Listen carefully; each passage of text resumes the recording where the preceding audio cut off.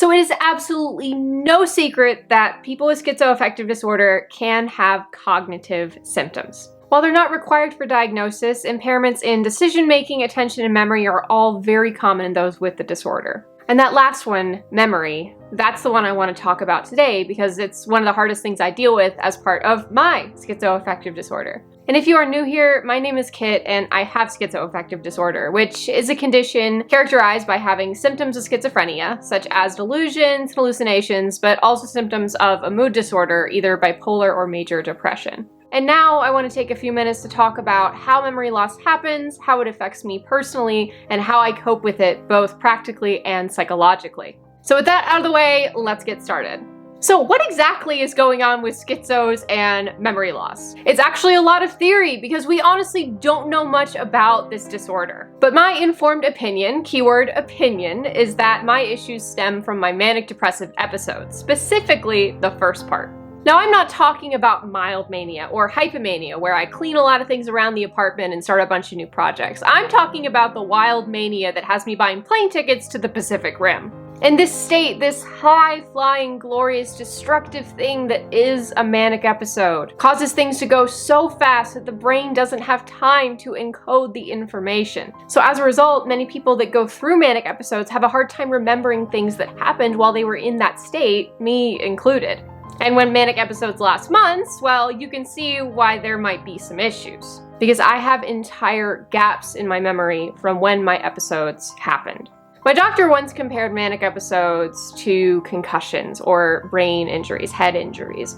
And honestly, given the deficits that I deal with now, I think that's a pretty accurate comparison. And of course, one can make the argument that it's not necessarily the affective side of schizoaffective disorder that causes this kind of thing. It could be the schizophrenic side, the schizo side. And that actually makes sense because people with schizophrenia often do have issues with attention and decision-making and memory. But me personally, my opinion, at least for myself and my experience, is that the worse my manic depressive episodes got, the worse my memory became. So like the more manic I was, the more memories I lost. That kind of correlation. So that's where I am with all of this. So the next thing is, how does this affect me? Well, let's go all the way back to high school, before I was diagnosed with my first mood disorder and before my mood symptoms got so bad that they messed up my life. I actually remember having an eidetic memory, or a near photographic memory. I remember one time I had an AP exam the next day, and my version of studying was to reread the entire textbook in one night. And I did that, and I scored the highest grade you could possibly get on that exam. And the thing is, during this time in my life, that was not unusual for me. I had no issues memorizing my notes, I hardly had to study, and I was scoring top marks on everything. I was that girl that used to break the curve.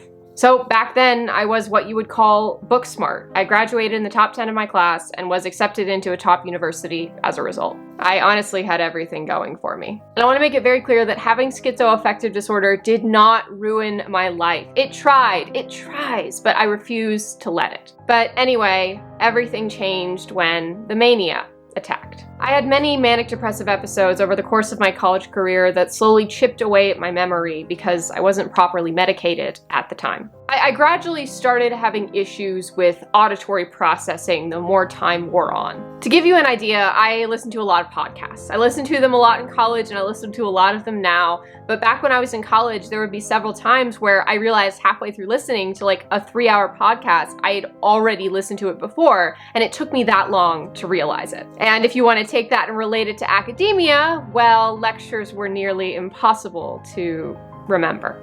And my grades fell as a result. One of the key moments in me realizing that, yes, my memory had gone downhill was an assignment that one of my friends was doing. It was my senior year, and he approached me and asked me if I could be part of an assignment. And the assignment was to tell me a story, a short story, a couple minutes long, and then have me say it back to him. And he would write down my answers, and that was the assignment. And so he gets to the point where he's telling me the story, and I'm listening, I'm paying attention, and all this other stuff, and the story ends. And he tells me, okay, say it back to me.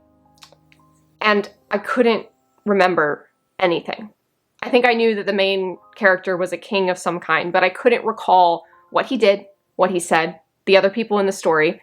Absolutely nothing. It was like a blank slate. Like if I had a test then, I would have absolutely failed it. Gun to my head, absolutely would not have remembered anything. And so naturally when that happened, I started crying because I I used to have that photographic memory. Where did that go, you know? And I told my doctor about it, and he told me that it was normal for what I was going through, that it wasn't the meds I was on, it was actually my condition that was slowly taking my memories from me. And without dragging on, here are 2 more examples. At meetings at work, I've been known to wish a colleague happy birthday, forget that I did it, and then go back a few days later and apologize for not wishing them a happy birthday. And the other one is that I play Dungeons & Dragons, which is a tabletop role-playing game that's largely audio-based. Like, you have one person who basically tells you what's going on in the scene, and then the players, the other people, they, say what they want to do in that scene. And due to its auditory nature, I have a really hard time following along and keeping up with things. I take notes, and if my game master did not do recaps, like written recaps of our sessions, I would have zero idea what was going on. And that's just 2 of many. And honestly, I know that's kind of depressing, but I swear this video ends on a good note.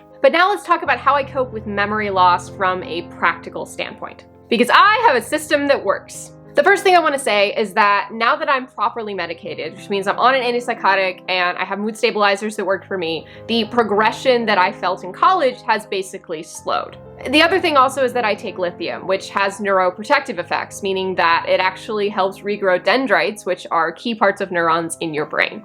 So being on that is helping reverse the damage that my episodes caused. But in terms of my day-to-day life, I write down everything I possibly can and keep a meticulous record.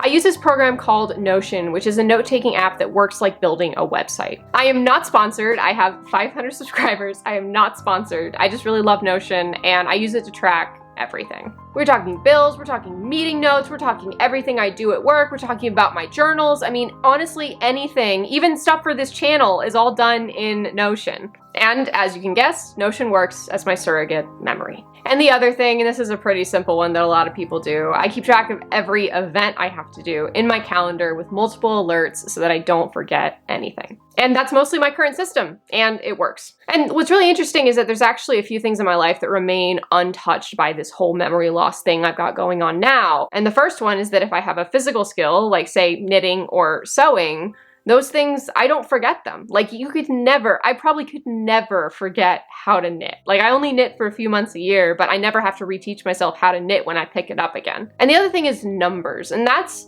really weird because I don't know why I can remember numbers, but not words. Like that makes no sense to me. But I could tell you the difference in price between my favorite coffee at Walmart versus Food Lion with a drop of a hat. And this is where the video kind of gets to be uplifting, hopefully. And it's when I talk about how I cope with memory loss from a psychological standpoint. How do I deal with forgetting major chunks of my life? How do I cope with forgetting everyday things? Well, for one, I accept it. I accept that I am disabled. I accept that this is something I'm going to have to deal with until the day I die, and I accept that there is almost nothing I can do about it. And I still remember big things like trips I did or big events in my life for the most part. Like I remember my brother getting married, for instance. But little things are more what I forget. Like I forget, say, what was said in a meeting at work, or I forget where I put something at work. This is why I write everything down. I'll forget what I put on a shopping list. That's why I have a shopping list. So it's mainly the little things that this affects. But really, in the end, the key to all of this is that it's okay. It's okay because even if I don't remember every little detail of my life, I still remember how I feel. I have feelings even if I don't have details. Like say I watched a TV show and binge it start to finish. Let's say I enjoyed it, was able to follow along and had an absolute blast. But at the end of the day, most likely the way my brain works is I'm going to forget most of what I watched. That's just how I am. But I'll remember that I had